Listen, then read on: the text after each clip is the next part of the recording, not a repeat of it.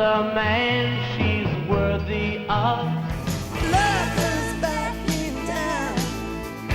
Ain't nobody lay down your arms and surrender to me. Wait. No. Play it back. All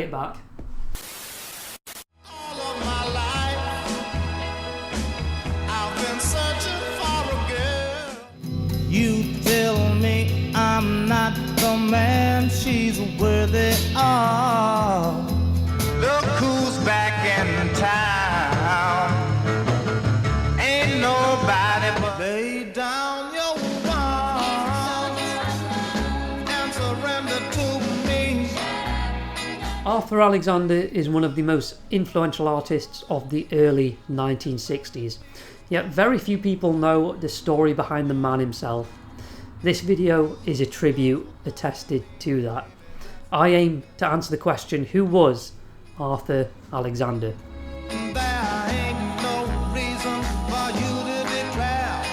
I sat on the couch in my last video. It was quite comfy.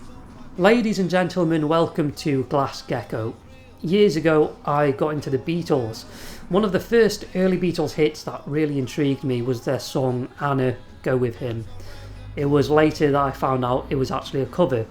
Yet it's not until years later that I'm now taking a bit more of a dive into finding out exactly more about who that artist was. Arthur was a man who was incredibly influential.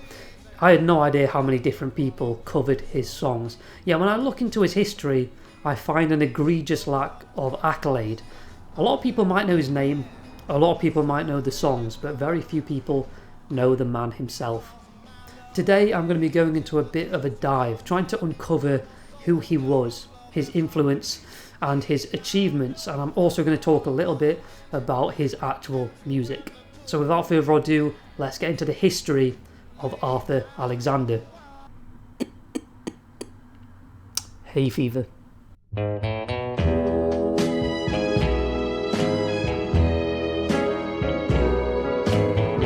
Alexander was born in Sheffield. No, not that Sheffield. The nice Sheffield. On the 10th of May 1940.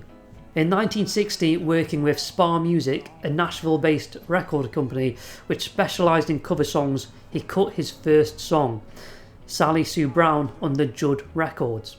A year later, Alexander cut the song You Better Move On, a huge hit at Fame Studios, a little studio atop a drugstore. This song became a huge R&B and soul hit, really pushing the Muscle Shoals scene. This song in particular was covered by over 40 different artists. His next hit, Anna, Go With Him, was covered by over 30. He also cut the songs A Shot of Rhythm and Blues and Where Have You Been. Oh, and by the way, it's only 1962. He's achieved all of this in the span of 2 years. In 1962 itself, he wrote the song Every Day I Have to Cry, another song covered by many musicians, famously Dusty Springfield, and originally cut for Steve Alaimo. In the mid-60s, he changed record label to Soundstage 7. Unfortunately, it did not garner him the amount of success he wanted. In 75, he would get marginal success with the song he wrote in 62, but only just decided to record for himself, Every Day I Have to Cry Some, but this was unfortunately short-lived success. Alexander fell out of the music scene. He became a bus driver for quite a few years. He was inducted into the Alabama Music Hall of Fame in 1990 and made a bit of a return in 1993, but he died later that year in June at the age of 53. Okay, that's the Wikipedia page out of the way. There's an alarming lack of coverage on his personal life. I'm not sure why Wikipedia leaves out so much, but that's what we do here on Glass Gecko. We dive a bit deeper. So let's really answer the question, who was Arthur Alexander?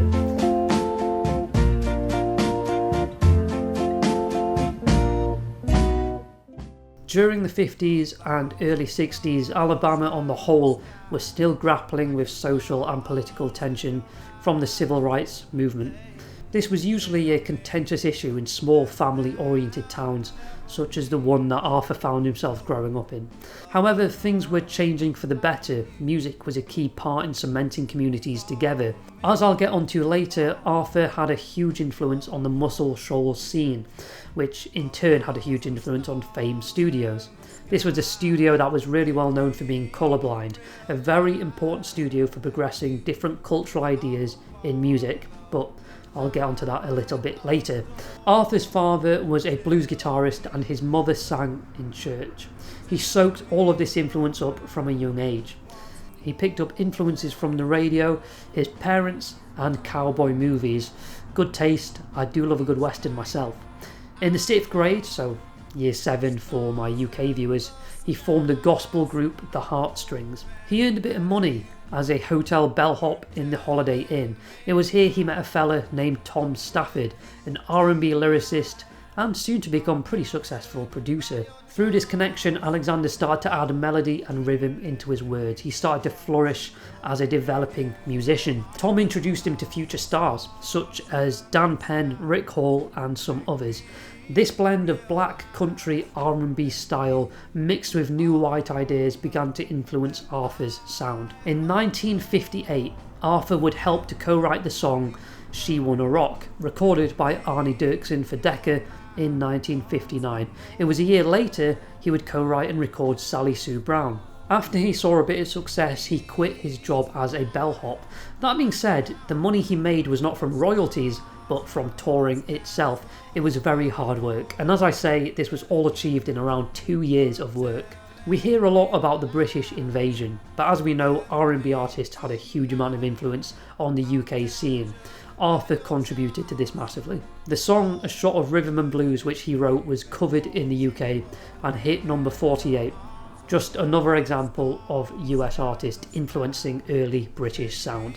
He disappeared in terms of the media in the mid to late 60s, but he re-emerged in the early 70s, staff songwriter in Nashville-based Combine Records.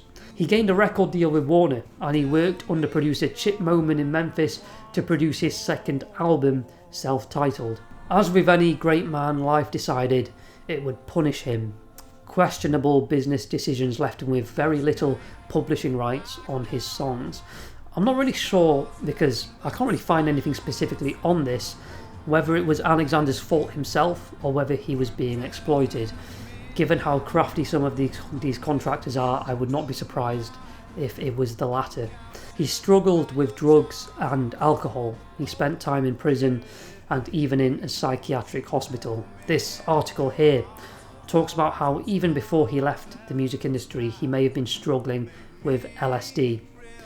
Despite all of this, he had the strength to come back. This is when he recorded the aforementioned Every Day I Have to Cry, which with a bit more research is even more hard-hitting. In 1977 he retired from music altogether, moving to Cleveland.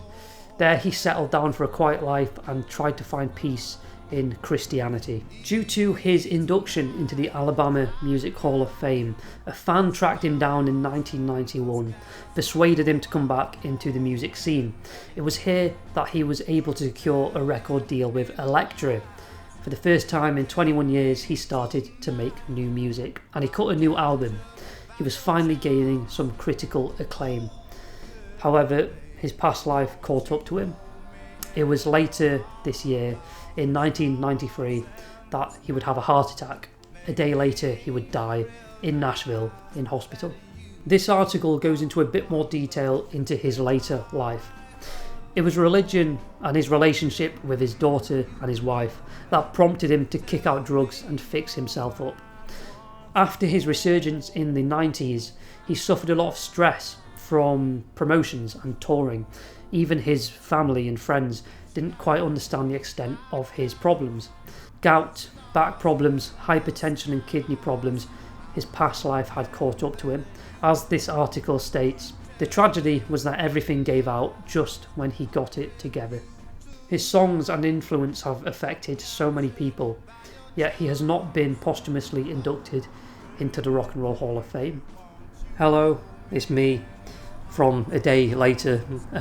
I know it's a bit unprofessional of me to barge into my own video like this, but Despite looking for articles on Arthur's life, it's not until I was editing this video that a really important article kind of just came out of nowhere and hit me in the face.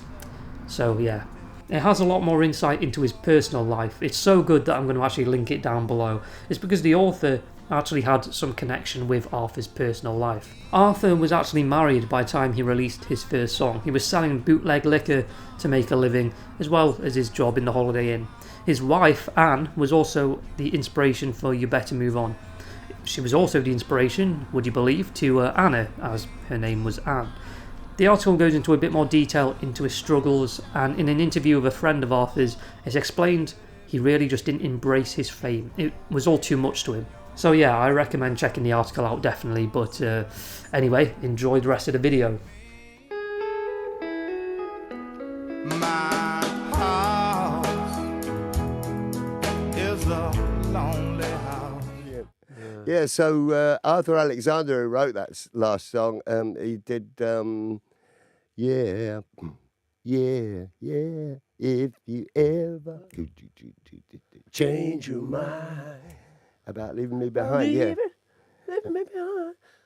Leave it, give it to me. Give your Bring your sweet loving. Bring it on Bring it on home home to me. Yeah, he wrote that with Sam Cooke. That's great. Yeah, he sang along. And I met him once, and he seemed quite a very polite gentleman. The great ones usually are. The first 30 seconds of this video should really already communicate just how influential this man was. The first artist, as this article puts it, to win the Triple Crown, being covered by the Beatles, the Stones and Bob Dylan. Not just covered, but idolised. I think it would be a disservice for me to just sit here and rattle off a bunch of names, a bunch of people that covered his music. I think it's important that we really take into consideration the true influence that he had on other artists and the musical industry in general. Even from an early age he was contributing. As I say before, he co-wrote the song She Wanna Rock that was written for Arnie Dirksen. This was written in 1958. In other words, he would have been around 18 years old when this was written. It may be normal in the modern day for an 18-year-old to start writing songs, but back then covers were the norm. Writing original music was left to the experts, the already established artists. This man was around 18 years old. His style was a bit different. I'm going to cover it a little bit later. You see, black R&B artists were very influential. They were dominant when it came to carving out the music scene for early rock and roll in commercial USA and UK bands. Arthur Alexander contributed a large deal to this. He added his own unique spin. When it was the Beatles and the Stones that went to the studio to record their first covers, who do you think they went to first? As this article puts it, asked who the Beatles most wanted to resemble musically, Paul McCartney didn't answer with Elvis, Chuck Berry or Buddy Holly. He said Arthur Alexander was their man, and I think the reason is that a matter of authenticity. He was a huge part in driving the Muscle Shoals scene. This was a scene located in the Muscle Shoals area in Alabama, which, as I say before, took place in the aforementioned Fame Studios. I'm not going to act like an expert on this topic. I sort of made this channel for education for me as much as it is for the viewer. This isn't something I know much about, but what I do understand is the influence of black musicians and R&B and soul on the evolution of early 60s music. Arthur Alexander put North Alabama on the map, and I think that is something that, even without context, we can appreciate as being a pretty big deal. It was the song You Better Move On which prompted Fame Studios to move to its famous Muscle Shoals location. It was at this studio that many famous artists recorded their music as well. Aretha Franklin cited recording here as a turning point in her success. The studio was vital for black artists. As I say, it was a colourblind studio. It was a place where people of all different cultural backgrounds, black or white, could record with no stigma. Very, very important stuff, and it's something that Arthur Alexander had a big part in contributing to. The song itself, You Better Move On, was covered by over 40 artists. This isn't just a song covered by a couple different bands. This is dozens of artists across multiple genres, multiple decades. At what point does it become a little homage, and at what point does it become a fully blown influence?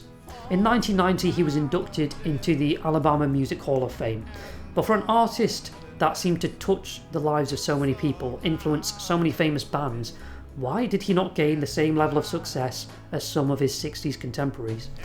Well, there's, as you'll probably guess, a very, very sorely lacking supply of articles talking about this issue, so I suppose I'm just going to have to speculate. I mentioned this, it's a bit rude. I mentioned this when I talked about the Zombies in a previous video. I think output has a very, very big impact on how influential of an artist you can be. Arthur had a high input, but for a relatively short period of time. His songs didn't necessarily chart too well. In fact, they charted better for the people who covered them. He released one album in 1962 and then his next in 1972. It simply leads to a drop-off in relevance. Due to massive shifts in music style, shift created by musicians that he himself influenced, it means that you really have to keep up with the times when you are releasing music in the 60s.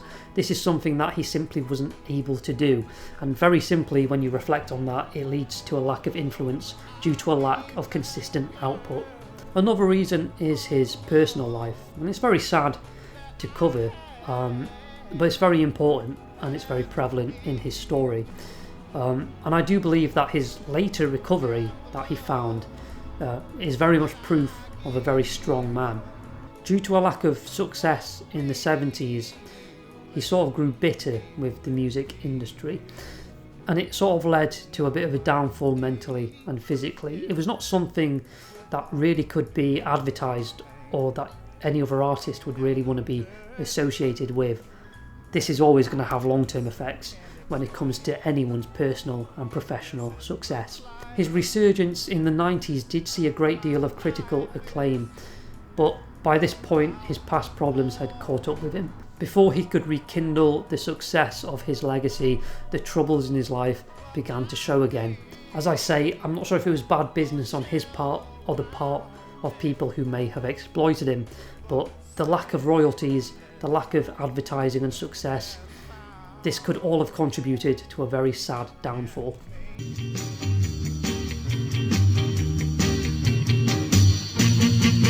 I'm relatively young. I've only really been into 60s music for about 5 years or so. My first big 60s obsession was the Animals. I remember listening to a lot of bluesy hits, and obviously the band was influenced by skiffle and American blues and soul. I've not really done deep dives into early R&B and early Motown before, but now after hearing some of it, it's very clear to see where the influence came from. Listening to Arthur, you can really hear how much the melody, the swing, the beat, the soul in his voice influenced essentially every 60s band that I've ever been obsessed with. I'm not going to review every single single, every single album, every single piece of work he's done, but I am going to generally look at his early work, his later work, the music, the lyricism, and his own vocal contribution to it in a general sense. As I say, the idea of artists doing fully fledged, originally composed composite albums was very rare when it came to the very early 60s. His first studio album was released in 1962, named after his hit You Better Move On.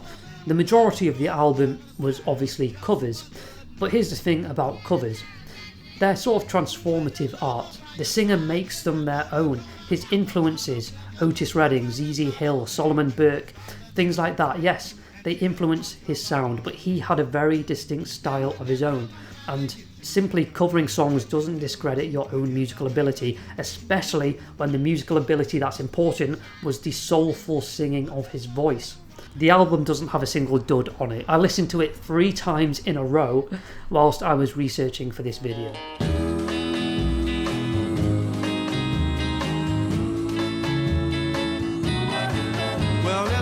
He's a country R&B artist. This is very prevalent looking at Sally Sue Brown. However, that country aspect is not too prevalent in his 60s and 70s work, unfortunately. Anna is a very iconic hit, in retrospect maybe his most famous.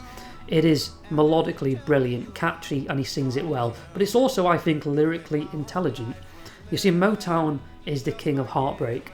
many great heartbreak songs came out of this period, but to have a song that's written in the perspective of a man willing to give his love away to a man who he knows loves her more, that's a very interesting concept, and it's not something that you commonly see. I think it's just sort of a glimpse into Alexander's mind and the way he wrote lyrics. I don't want to glorify this, I don't think it's something to be glorified, but I do just want to say it because I think it's true. Maybe it's conjecture on my part, but he seems to me like a bit of a tortured artist, and this was even from the beginning. His lyricism is something a bit deeper, and the way he sings it, clearly. I think you can't just really grab a dictionary, shove loads of vocabulary into your lyrics to try and, get your point enunciated properly. That's not really art, that's just, English at that point. I think artists like Alexander had a very beautiful way of putting their emotions, as simple as they may have been, into words. And they were able to convey it beautifully. And I think, as I say, not to be glorified, but I think that tortured aspect of Alexander's life really comes through in his lyrics, and it's something that I really do appreciate. And another thing that just sets him apart from other R&B artists.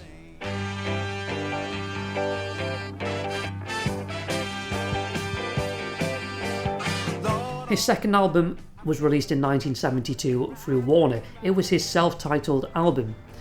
This album is distinctively different. It's less rock, less roll, more soul, more mature. On Spotify we are given the expanded edition, which is great because it gives me a great example of lyricism again. A song he co-wrote on the album is called Mr. John. There's quite a few good examples, but this one I want to focus on particularly. I just want you to listen to this and just listen to the way he sings it and the lyrics that he wrote for it. Hello, Mr. John. Put away your gun, 'cause he really did love your daughter, and he wanted to be your son.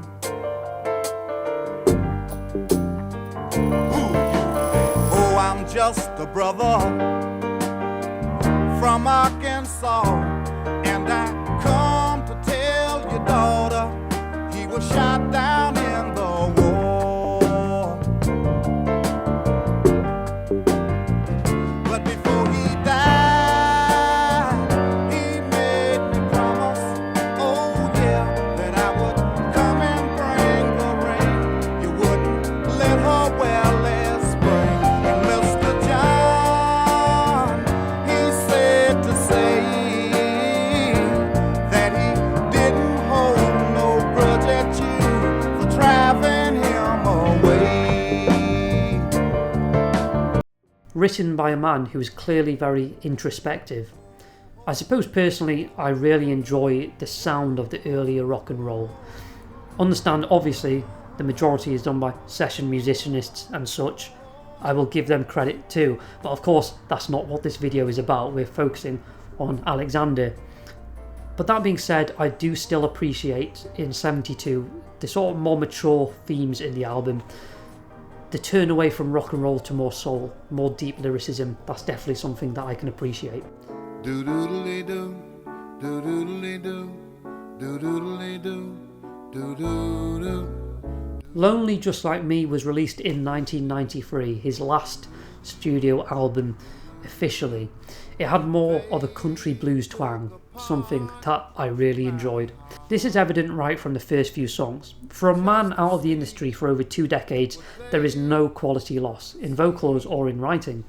It was critically acclaimed and his melancholic intonation was still very prevalent. I'll be honest, I wasn't expecting to like the album as much as I did. Not to go into it too critically, but an artist being out of the game for over 20 years, you sort of might expect their return to be maybe a little bit underwhelming. I think a lot of artists sort of fall down that path.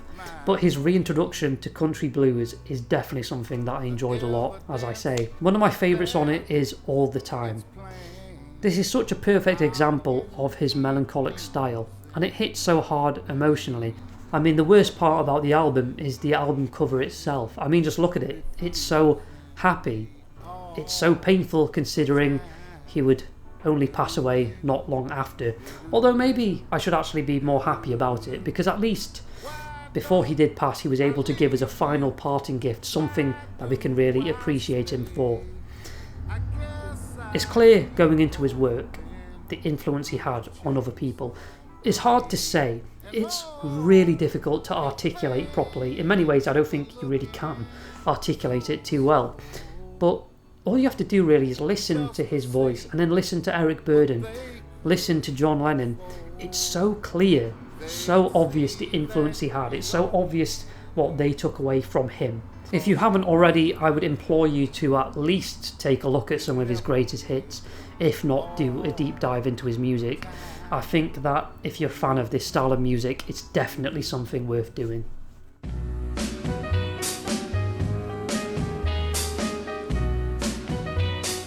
One thing I find really interesting is that the Beatles covered a lot of different artists. In their early work, live sessions and such, they covered a lot of early R&B artists particularly. Yet if there's one song that is constantly brought up, it's Anna, Go With Him. A lot of people cite the song as being their favourite Beatles song without knowing that it is actually a cover. I sort of felt compelled to make this video because even looking at, just a Wikipedia article, not that Wikipedia is the Bible of course, how little is covered about him as a person. A lot of people, as I say, know about the music, but very few people know about him. I mean, I had to bring up like 10 different articles just to find out a little bit about his childhood. I don't just make these videos for a bit of fun, as fun as they are to make, but this is important. Music is art, and these artists are so important.